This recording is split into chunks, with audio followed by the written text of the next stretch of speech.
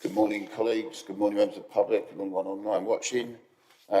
Excuse me. This is the 29th of September Grants Committee meeting. I'm going to go through the agenda. My name is Councillor Hales, chairing the meeting today. My colleague, Councillor Ellington, as advice. Right, colleagues, any apologies for absence? No apologies today, Chair, although the Lead Cabinet Member for Resources isn't able to join us today. Yeah, I had a communication from Councillor Williams. He's been called away for family matters. That's fine. Agenda item number 2, declarations of interest.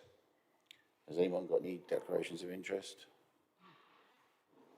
Yeah. I am a trustee of a mobile warden scheme, but the Care Together, agenda item number 4, I don't think applies to me now. That's already been dealt with, so I'll be able to stay here. Yeah, okay, thank you.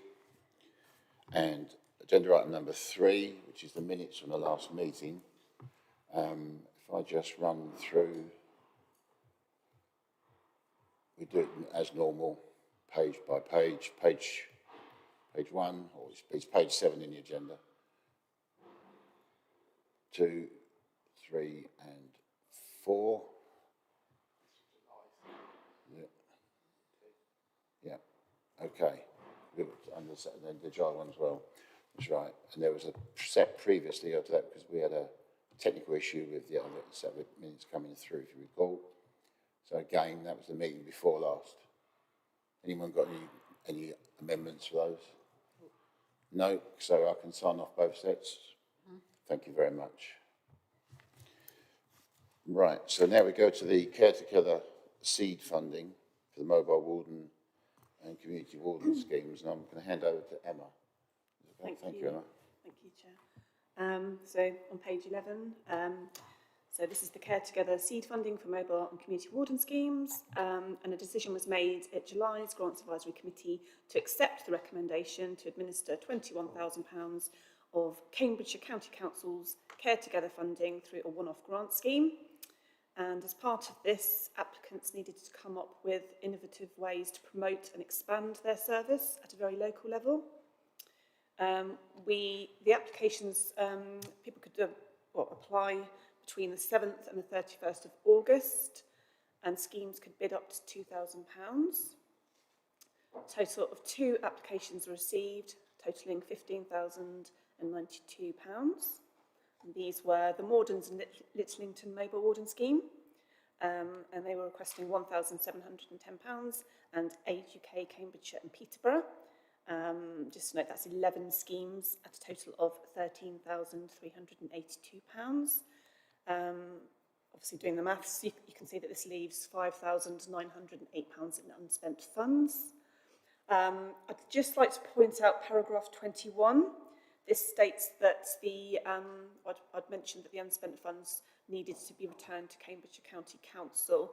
However, we had a meeting with County this week, and we were told that we could add this to our budget for next year, the £100,000, provided this is used for promotion and expansion. If you remember, we had a certain contingency fund in the grant saying that if new schemes wanted to set up, that we would have a little bit left aside for that, so we could add that to that section of the grants. And then back to the grants that we received. Obviously, we've got 2. We've got on page 17 the Mordens. So basically, what they would like to do, there's promotion to 4 parishes in their scheme, and if you work that out per parish, it works out at £427 per parish. I'm kind of trying to do a bit of comparison between the 2 applications here. So. And within the application, the wardens and the trustees will visit community organisations and events and interact with other agencies. They'll also extend their use of social media and also make improvements to their websites and also do leaflet drops to all households. So that's the first one. And then Age UK, as I mentioned, breaking that down, the 11 schemes, they cover 33 parishes. And that works out at £405 per parish. It's very comparable to the Mordens in that respect. And they want to use the funding to offer additional hours to the wardens. So at the moment they offer 2 weeks free, and I think they're wanting to extend that to 4 weeks free sessions. And they're also going to obviously promote by having attendance at community hubs that are delivered by Cambridge Acre. They're going to reach out to local community groups and professionals, go to team meetings to raise awareness. They're also going to do a how-to guide toolkit for wardens, and that will be obviously sensitive to hyper-local needs as well, so it's going to be quite bespoke. And if you've got any questions, I'd welcome those. Thank you. Thank you, Emma. I was going to bring up the 5908 and see if there was any way we could keep it, but that was brilliant. Could you thank our county colleagues on behalf of us here? That'd be great. Anyone got any questions for Emma on this? No? Okay, in that case then, maybe go to the recommendations, which is on page 11 of your agenda. But I think we just go with the recommendation, which is the award the amount of funding requested, and then, as I say, thank county for the 5,000 that we can add to the pot. Have I got an agreement for that from everybody? Yeah, is that councillor? Yeah, thank you very much. Lovely. Over to you, Emma, for agenda item number 5 then. Thank you. So we have 8 applications this month, totalling £13,831.57. 2 of these are biodiversity applications and 2 are deferred applications. So straight on to page 34, we have the Farmland Museum. So this attracts over 11,000 visitors each year, with many from South Cambridgeshire. Apart from the museum, they offer educational visits and outreach sessions, which can be offered to local schools and youth groups. And they have a cafe at the museum, and this cafe has been using domestic appliances for many years. And they've said that the current 10-year-old fridge is working beyond its intended capacity, and it's struggling to maintain the correct temperature through the constant opening of the doors. And they would like to install a commercial prep counter fridge, and you can see the picture there of what that looks like, and that will obviously improve service, make it quicker and safer. Total costs, including VAT, are £1,799.99, all of which is being requested from the community chest. And we have Councillor Anna Bradnam in support, as well as Judith Rippeth as well. And the Parish Council have nothing but good to say about the Farmland Museum and in full support of the project. Thank you. Colleagues, comment? Councillor Renton. Thank you. I just feel the Parish Council are really not supporting the Farmland Museum. They gave £1,000 for funding 10 years ago, and really all they can say is we haven't heard anything bad about it, which is really not what you might call great enthusiasm, and pretty poor. But that doesn't mean that I'm against the whole idea of giving them the money for the fridge. It's just I wanted to make the comment. Anyone else? Councillor Harraj.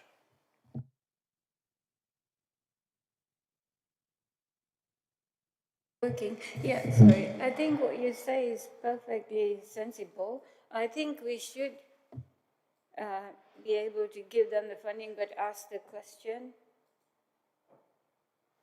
or give them 1,500, get the parish council to fund the rest. Any other? Councillor Sanford. Thank you, Chair. The report says the Farmland Museum is working hard to become a sustainable, self-funded organisation. What is our financial model at this time?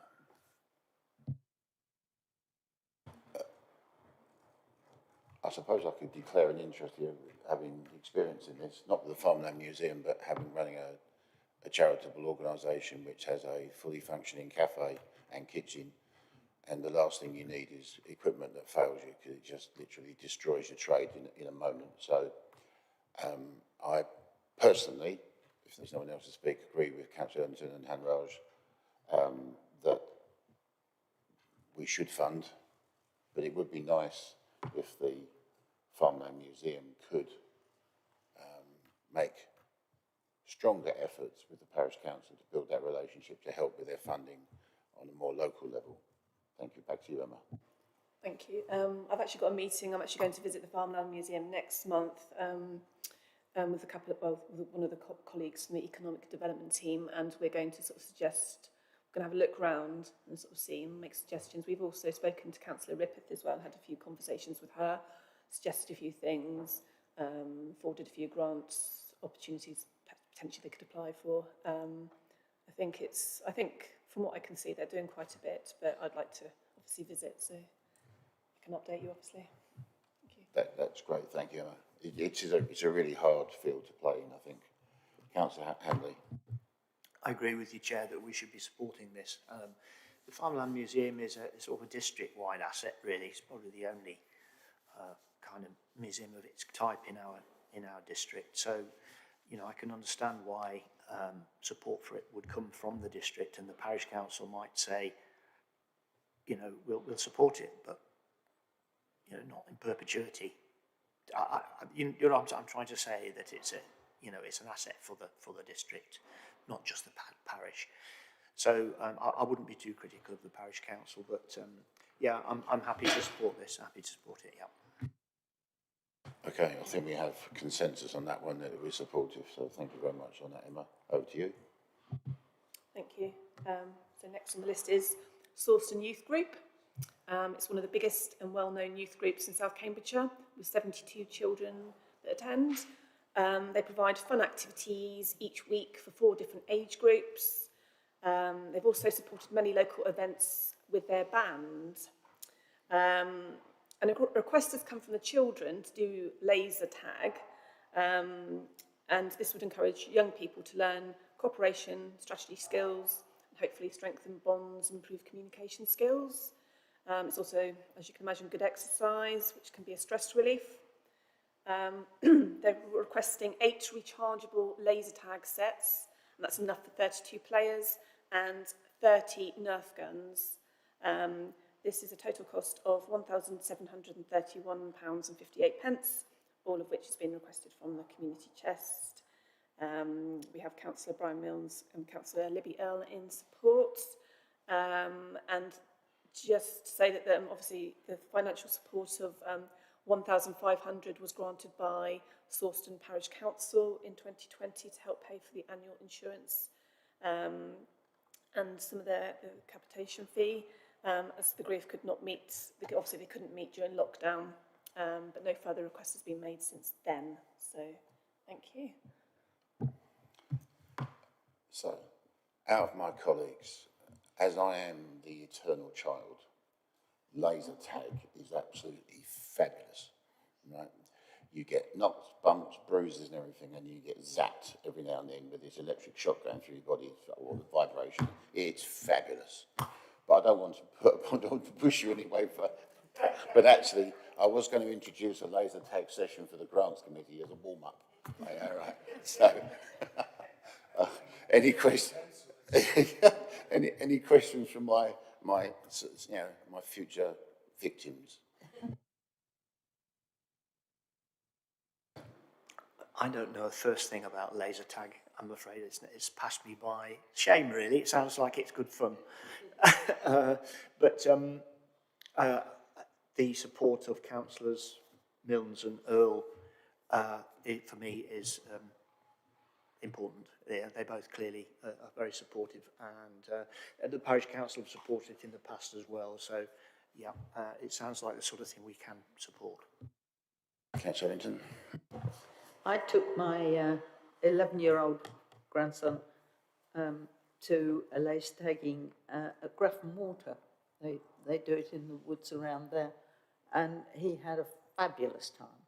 So I think this sounds like the sort of thing that young adults, it's not too babyish, and it's a bit sort of good for exercise. So let's go for it. Don't forget the eternal child, all right? Councillor Hanraj. I'm sorry, I do agree that children should have fun, but the word guns puts me off, considering what's been going on in London. That's all I have to say, but I support their fun.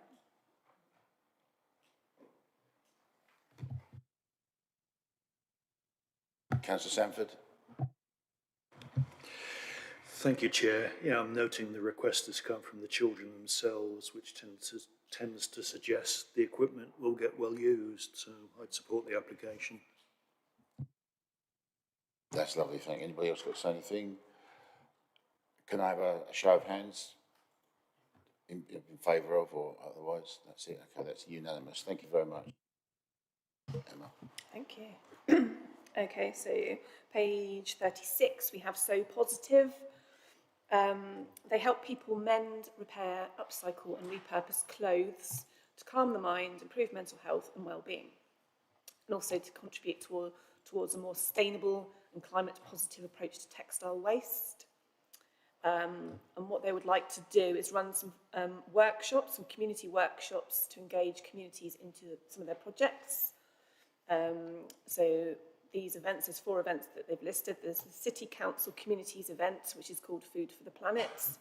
And I've looked this up because I wasn't sure exactly what they'll be doing there. But they're going to use old fabric to make planters that fits in with obviously Food for the Planet. There's the Let's Go Circular festival events at the Grand Arcade in Cambridge on the 23rd of October. An event with South Cambridgeshire Library Service. A taster event in North Stowe. We're not sure on the date yet, but that will be coming up as well. Total project costs are £2,000, all of which are being requested from the community chest. And this would be for things like insurance, just giving fees, a Zoom licence, hire of venues, materials, and things obviously to help these workshops. So the Coal Trust are providing £2,000 to pay for the salary to the delivery of the projects. And they have a number of approaches to identify those facing social exclusion. That's all in the report. I won't go through all of that because there's quite a few. It's quite a detailed report on that one. Just to let you know that they already benefited from community chest funding, and that was £1,000 back in March 2021, and that was start-up costs, and 1,800 in March 2022, and that was again set-up costs and materials to support their workshops and their charity. Since the report was written, the Haslingfield Parish Council have written to say that they are in support of the application, and that's along with Councillor Lisa Redrup and Councillor Michael Atkins. Thank you. Thanks, Emma. Councillor Linton? My only thought was, how do we know that our South Camps residents who are going to benefit? Okay, it's a fairly small amount, and they're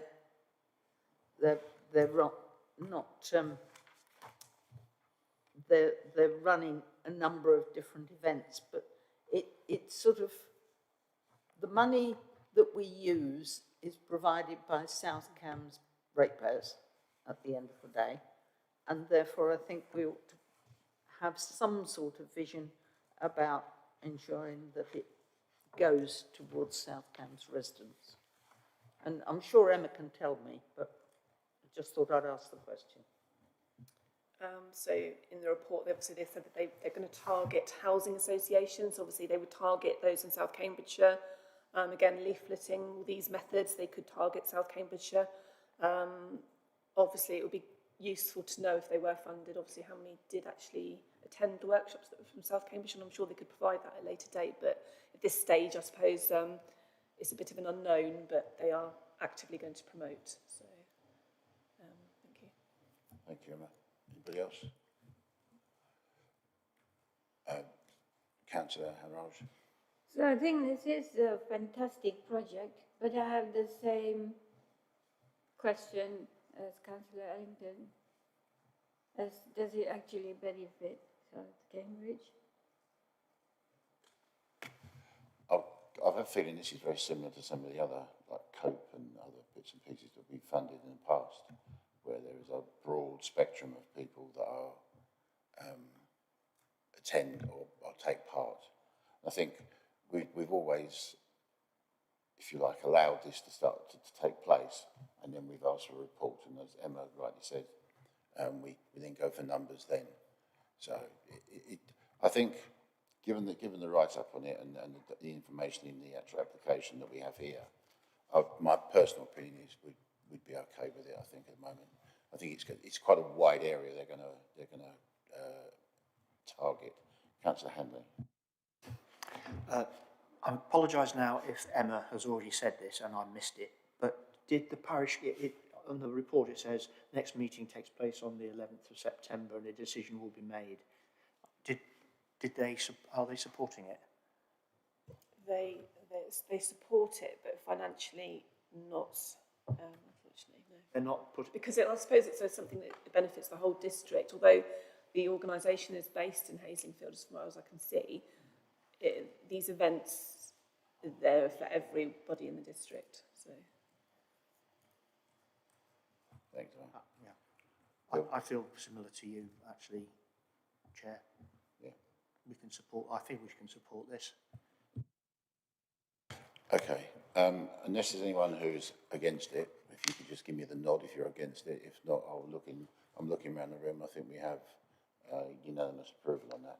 But if we could ask for the numbers, it'd be brilliant. Or even if they hadn't thought of doing that, if you could just nudge them in the right direction to try and get some South Cambs numbers, if you or how it breaks down. Thanks. Over to you again, Emma. Thank you. So page 38, we have Emmaus, Cambridge. So they provide meaningful work, companionship and accommodation for up to 50 people in Land Beach.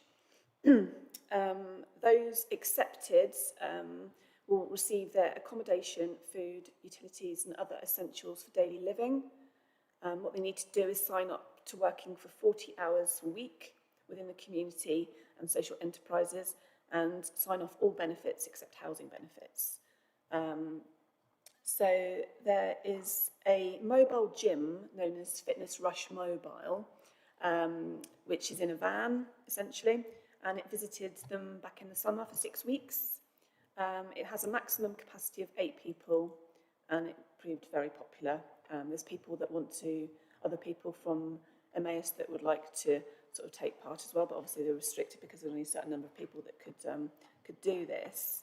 And what they would like to do is apply to us for start-up costs to provide 3 more 6-week sessions, and that's a total cost of £1,800. They've said that if they're successful, future funding will come from local fundraising and other grants. And we have Councillor Anna Bradnam in support. Thank you. Thank you, Emma. Colleagues, comments? Councillor Hanley. Emmaus is a fantastic charity, a fantastic institution. Shame there aren't more of them around the place. And I would certainly want to support it. I would probably say, if it's such a popular facility, should they not think about trying to provide their own facility by raising funds for that? And but that's up to answer the question. I fully support this. Thank you. Councillor Hamraj. So I support anything to do with exercise, and I think this is a really good project. But what happens after 6 weeks? Where do they continue? Good question. Emma, do you have any information? They've not said, but obviously they said that if it's successful, they will actually try and fundraise for more, obviously, sessions. So that could well be the same people, if not said, but obviously there's 50 people at the organisation. Not everybody's going to want to use it, so I'm hoping that, this would be for people to carry on using it if they wanted to. But beyond that, I don't know the answer, I'm afraid. I suspect this has a feeling of seed funding. Once it starts and it shows its worth, then Emmaus are very good. And they've been running, as you can see here, since '92. So they're obviously doing something right. So it's, and as Councillor Hanley said, they are a stupendous organisation. So that wouldn't surprise me, Councillor Hamraj, that they get further funding from elsewhere. Sometimes it's just enough to get that going. People see the benefit and go, I'll have some of that as well. So, okay, Councillor Sanford. Thank you, Chair.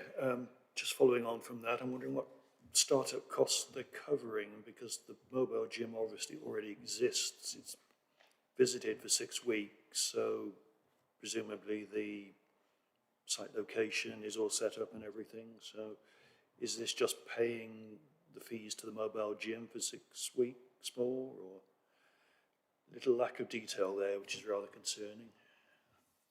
We'll go back to Emma then. Please. I had that concern myself. As officers, we did discuss this actually, to be fair. I think 6 weeks is not that long to sort of trial something. I think you maybe have to give things a little bit more time. And again, it's within the first year still of trialling this. So I thought I would put it to you, obviously, as committee to see. So it was a concern I had, but I wanted to sort of see your opinions, really. Thank you.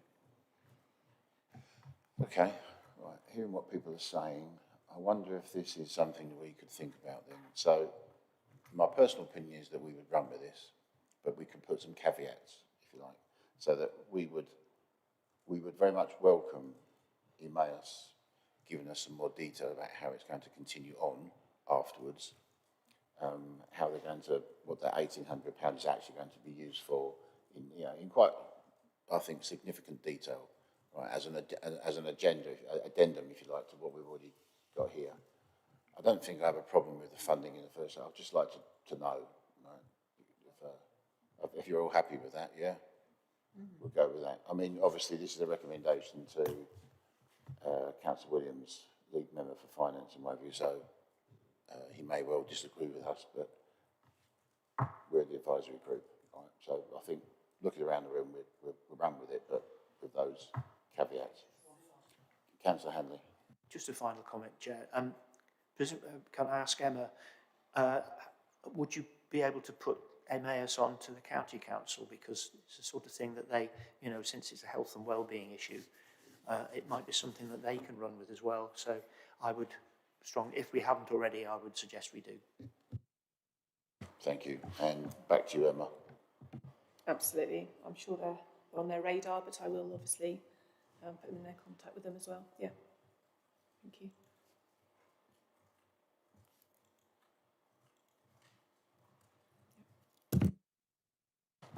I think we're going back to you again now for the next one on the agenda. I think it's Brain Trust, is it? Yeah.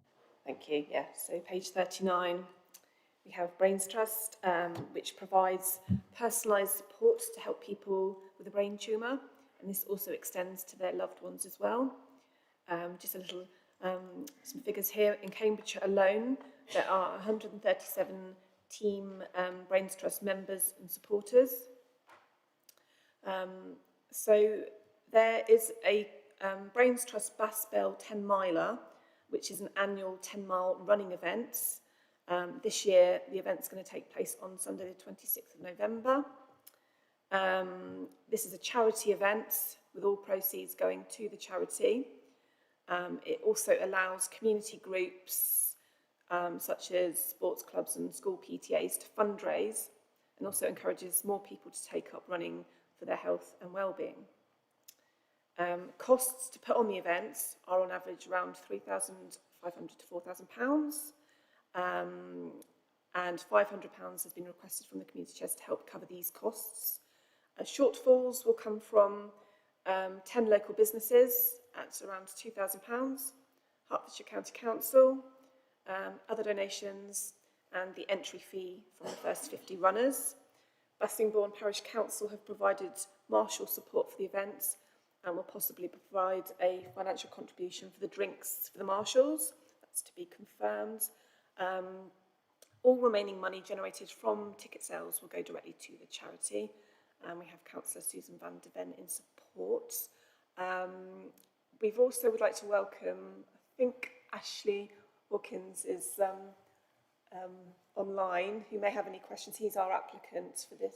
Ashley, yes. Thank you. Thank you, Emma. I'm here. I'm willing to take any questions if anyone has any questions or concerns. Welcome, Mr. Hawkins. Thank you very much. We looked at this, I think, over a number of weeks and what have you, with obviously our office and what have you. Could you say about the £500 application, you're looking to put it towards costs? Would you be kind enough just to let us know what you intend, what those costs would be that you're going to assign this particular £500 to? Well, the cost, the £500 could go towards first aid costs, for example. It could go towards water costs. It could go towards publicity costs, promotional costs. It can really go towards anything you want it to be signposted towards. We have costs for chip timing, which is a big cost for the event. Venue hire costs. So the list is pretty endless.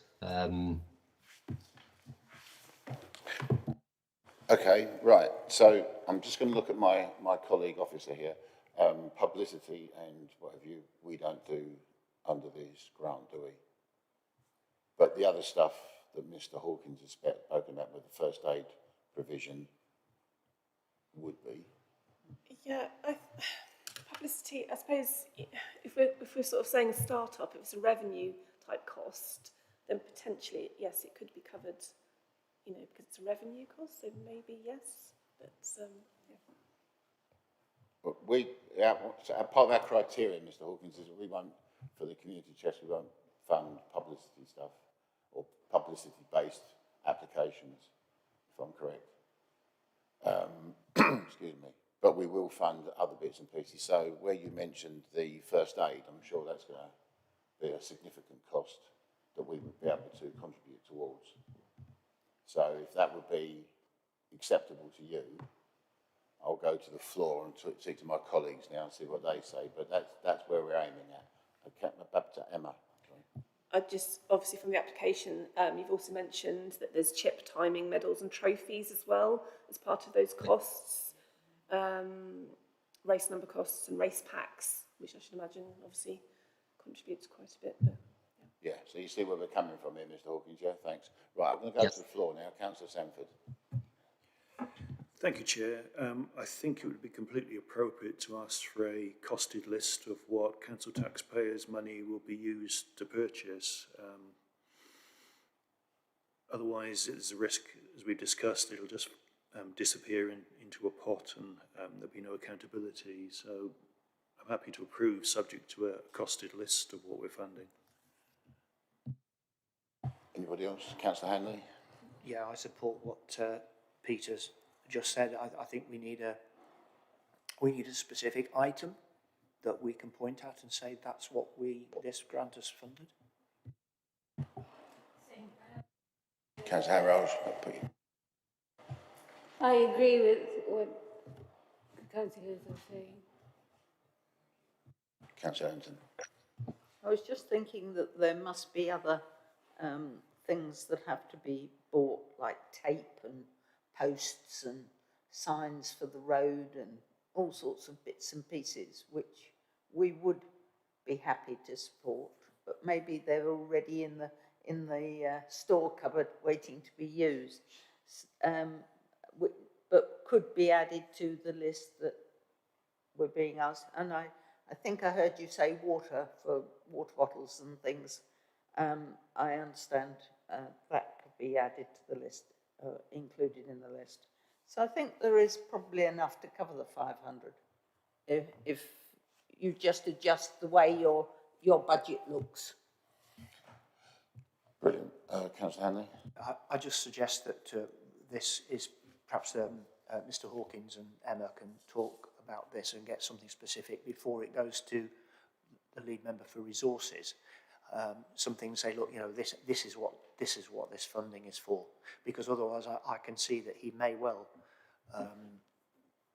not be supportive. You took the words from my mouth. So, Mr. Hawkins, would you be kind enough, as Councillor Hanley just said, to discuss this with Emma? Phone, preferably email, I think.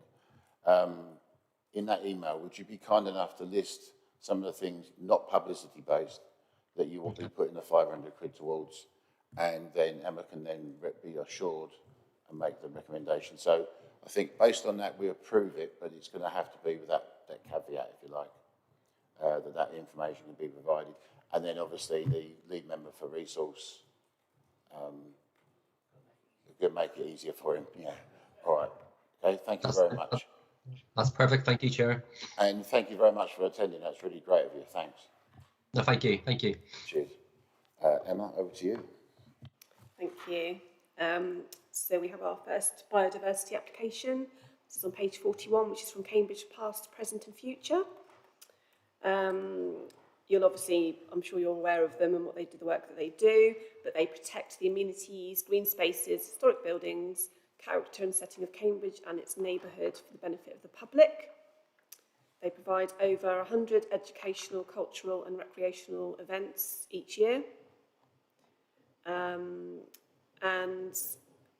since Cambridge Past, Present and Future took ownership of Wandlebury Country Park in 1954, thousands of trees have been planted.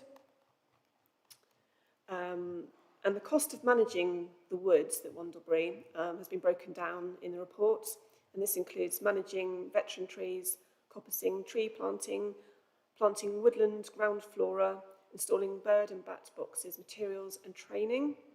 And a mixture of the estate team and contractors are used to achieve this.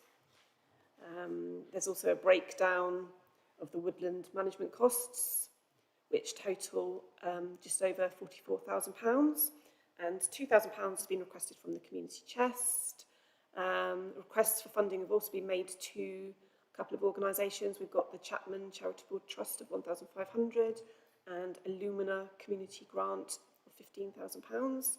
The shortfall will be met by themselves through their charitable reserves and also through fundraising. The Stapleford Parish Council are very much in support, but are unable to provide any funding. They've said because legislation prevents this, but they obviously wish them success with the project. I've also been in contact with John Cornell, who's our natural environment team leader since this report was published, and he has said that he's confident with this application as they're a highly credible player in the restoration of natural habitats in South Cambridgeshire. And also he said it's a good use of funding. We also have support from Councillor Peter Fain. Thank you. Thank you, Emma. Councillor Ensign. I would question the parish council saying that there is legislation which prevents the parish council providing some financial support for other organisations. This is in their parish, therefore they can provide money towards the support of their parish.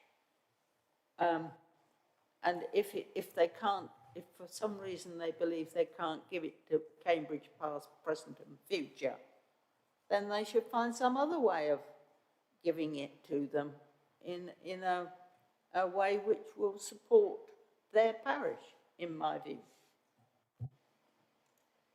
Anybody else? I have to say I agree with Councillor Linton. The only thing that I'm absolutely perfectly sure about with regards to other organisations is education. These parishes can't do education, or churches, I believe, right? But even then, if they own the churchyard after it closes, the churchyard, they're then responsible for it anyway. So I find it difficult to swallow the legislation comment here, but that's the parish council's decision, I suppose. So there you go. Anybody else? Councillor Hamlin?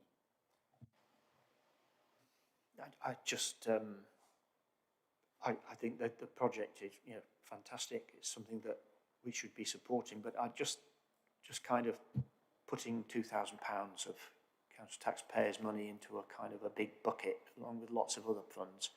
Is that something that we would normally do? It's not dissimilar from the previous thing that we discussed, really. Isn't there a specific item that they could point at and say, look, we want a bench, or we want a bird hide or something for £2,000, please give us the money. That's what I would prefer to see personally. Totally agree with you. Anybody else? Councillor Sanford. Thank you, Chair.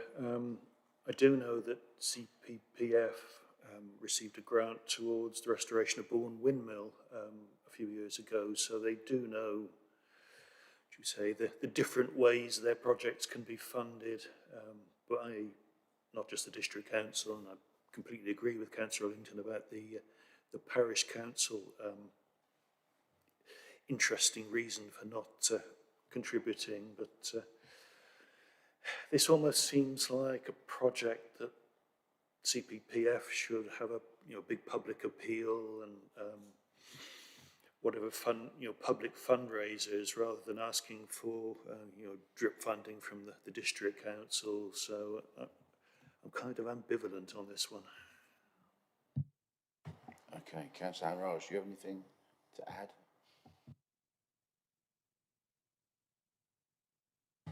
I can see exactly what Councillor Henley is saying. I think he's right. Perhaps we go halfway house here. Oh, Councillor Emma, sorry.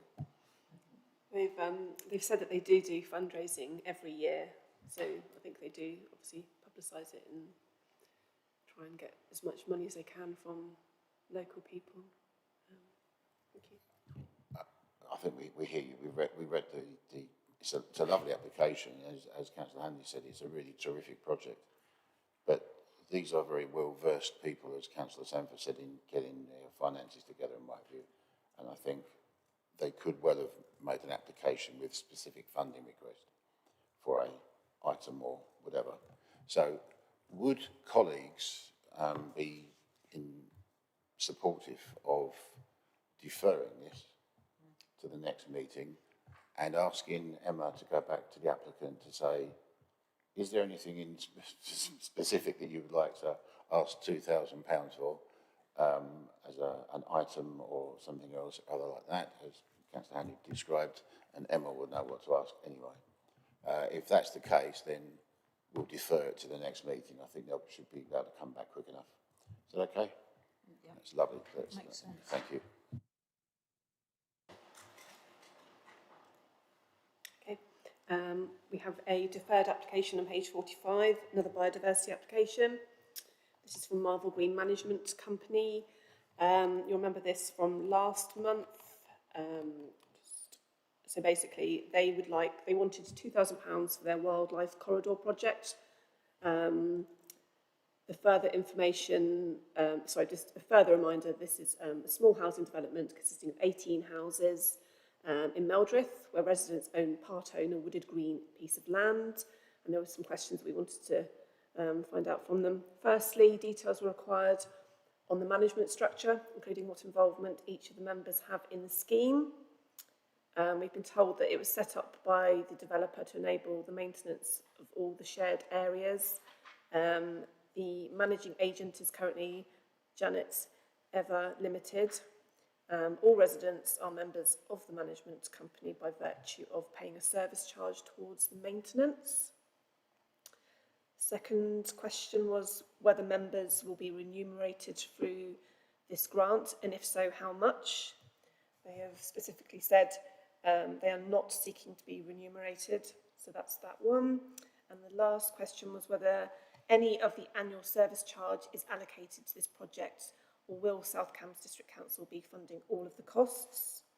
They have said that £925 out of their service charge is going towards the project. I hope that answers those questions. Thank you. Thank you, colleagues. If I might say, this is unusual. I'll grant you it's unusual. But both Councillor Hart and myself, as the local members, were asked to go over there for advice by the management group, the group of residents, the resident group, and to show us what they'd done. Actually, they were kind of left, I think, to be perfectly frank, high and dry by the development company, it would appear, and here I'll get on with it. So they've done a significant amount of work, and the irony is that with the new building regs, where you try and have all surface water coming off and be contained on site, whether it be suds or an open pond, as in this case, it looks a bit urbanised, if you like. It's a really industrial-looking hole in the ground with a culvert at one end and what have you. And they've done their level best to soften the area and make it look more habitable, if you like. But out of that came this project, if you like, which has involved every single member of the community in that development. And it's an ongoing process. There's lots of children involved in it, and they're making it child-friendly, disabled access right around the site where it wouldn't have been in the past.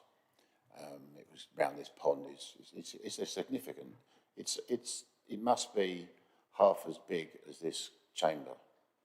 It's huge, you know, just for 18 houses.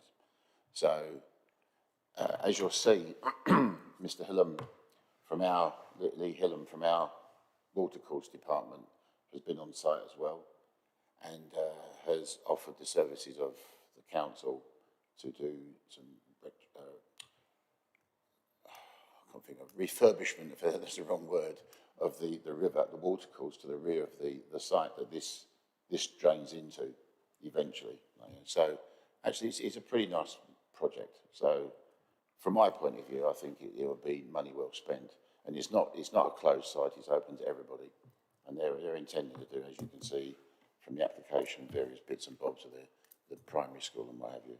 But I'll shut up now and let you guys talk. Thanks.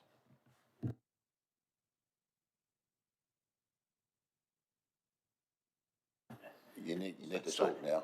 Yeah, it's slightly uncomfortable. I mean, the history, it sounds as though the developers sort of pushed off, left them with a problem, and now they're saying, council, can you help us to sort it out? So we're almost paying for the shortcomings of a developer, which is, I'm not sure, I'm quite uncomfortable about that, to be honest. But, oh dear, I'll hear other people's views before I form an opinion of my own. Councillor Sanford. Thank you, Chair. Yeah, if I'm reading this correctly, the council does actually own some of the properties on the development, so we have a stake in this. And yeah, I share Councillor Anley's unease, but I think we are where we are, to use a cliche, and we should probably support the residents. Samraj. It is unfortunate that developers do this, and I don't think it's the first instance. Has anybody actually approached the developers about this? As I understand it, yes. They've been in constant communication and not interested, basically. I think they've done their job. They've moved on to the next development. Mm. So if they're not legally obliged to do anything, then we should be helping them, that's my view. But first find out if the developers should legally be doing something. As I understand it, they've done the barest essential to stick within the rules. So it's been left, if you like, as a very industrial-looking process. There's been, you know, that's why they formed the Residents Association, I think, to offload it. So that's where it feels. As far as I can see, it's been totally handed over to the residents now as part of this. So the developer isn't, I don't think they're legally binded. I think basically, any developer, they would do a certain amount to a certain point, but I think what they're trying to do here in terms of biodiversity is go beyond that. I mean, they've got, you can see the map there. I don't think any developer would go to that extent as far as I can see, so just thought I'd add that in. Councillor Errington. I think, knowing developers the way I do at the moment, that they've come to the end of the road with their developer. And I think we should support the residents who are trying to make something that was very unattractive and not used into something that is eco-friendly, that is useful, that is going to make their environment more acceptable to all that live there. And I think, yeah, it does come into the criteria for the grants committee to give them the money. So I'm supportive. Thank you. Sorry, Chair, is it okay I speak? Yeah. Yeah, I mean, as Councillor Sanford said, we are where we are. And so I agree. I wanted to hear what other people thought, but I'm happy to go with it as well. Okay. Do we need to go to a vote? Or are we... No. We're all agreed, yeah? Okay. Can I'd like to add something here, actually? I mean, I don't want to put too much onus on the residents, but actually, because this is a kind of like on the periphery of what we might do normally, it would be very nice to have a couple of updates over the year. So once you give them the money, there's going to be some planting going on now because it's coming to the right time of year for planting bush and heaven knows what else, the shrubs and stuff. But as we go in, so perhaps at the 6th month and then the 12th month anyway, but could we have like an update? And if they want to send us pictures and what have you, that'd be great. We can just tag it on as a report, if you like, on one of the committees. What would be about Mayish, wouldn't it? Give or take. I think that'd be quite nice, actually, just to show what's what. All right, thanks. A picture of the chair of the grants committee leaning on a spade, perhaps. Be more like a wetsuit. Okay, over to you, Emma. Thank you. So I believe this is the last application, which is page 48, which is Abington Village Institutes, which is a community hub and village hall. So this is another deferred application. If you remember, this was to replace the substructure of the decking by the emergency exits. There was a few questions that we had. Firstly, whether they had sought permission to use a combustible material adjacent to a fire exit. They have said they've not sought permission to use the material in this location, and they don't believe it presents a hazard. Secondly, details on what material the wall surrounding the fire exit is composed of. This is timber and glass, and this is obviously outside of the building and not enclosed, they've said. Also, confirmation if the building is owned or leased, and if it's leased, what type of lease is in place and whether it includes a repairing lease. They've said that the building is fully owned by the Abington Village Institute charity. And then when confirmation will be received from Great and Little Abington Parish Councils on the request for funding. They agreed last month to provide just over £9,000 towards the project. Thank you. Thank you, Emma. Colleagues? I mean, if you recall, we had some concerns about the recycled plastic decking, if you like, as a fire escape. Had conversations with officers that it probably would be perfectly okay to grant fund this, but with the proviso that the applicant just complies with any regulations that they need to comply with. And I think that'd probably be the best route for all of us. Happy to support your stance on your view on that. Yeah. Councillor Sanford. Yeah, likewise. Also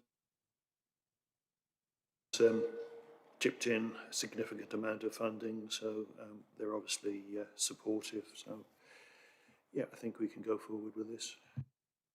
Thank you, Councillor Hanraj. Ellington, you got anything? Councillor Hanraj? Okay, is that good? Okay, that's a yes then from us. Thank you.